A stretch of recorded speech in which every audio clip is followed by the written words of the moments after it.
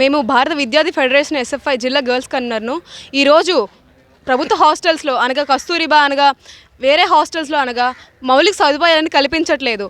అమ్మాయిల హాస్టల్ ప్రభుత్వ కళాశాలల్లో హాస్టల్లోనే ఇలాంటి పరిస్థితి ఉంటే ప్రైవేట్ కళాశాలలో హాస్టల్లో ఎటువంటి పరిస్థితి ఉంటుందని చెప్పి మేము ఎస్ఎఫ్ఐగా ప్రశ్నిస్తూ ఉన్నాం.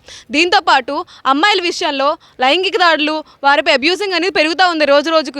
అక్కడ పనిచేస్తున్న ప్రభుత్వ అధికారులు లేదంటే ప్రైవేట్ అధికారులే వారిపైన అబ్యూజింగ్ చేసే పరిస్థితి ఎదురవుతూ ఉంది. వారు దీన్ని బయటికి తీసుకొచ్చే ప్రయత్నంగా 4-5 విద్యార్థులు ఎస్ఎఫ్ఐకి చెప్పే ప్రయత్నం చేయగా వారిని పేరెంట్స్ దృష్ట్యానో వేరే దృష్ట్యానో తీసుకొచ్చి మళ్ళీ వారిని మ్యానిపులేట్ చేసి బెదిరించి ఏదీ జరగలేదు అనే విషయంగా మార్పించే సంగతి జరుగుతూ ఉంది.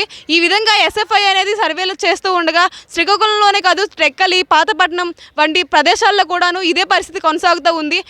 ఆడపిల్లల విషయంలో అబ్యూజింగ్ అనేది పెరుగుతూ ఉంది. ఆర్ఐవై గారు దీన్ని దృష్ట్యా తీసుకొని దీనిపై చర్యలు తీసుకోవాల్సిందిగా ఎస్ఎఫ్ఐగా కోరుతూ ఉన్నాం.